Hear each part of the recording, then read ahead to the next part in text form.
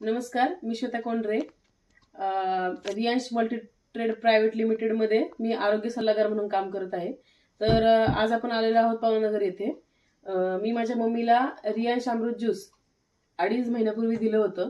तर आज आपण बघूयात तिला काय काय तिने कशासाठी घेतलेलं व त्याचे रिझल्ट काय ते आता आपण तिच्याकडूनच जाणून घेऊयात.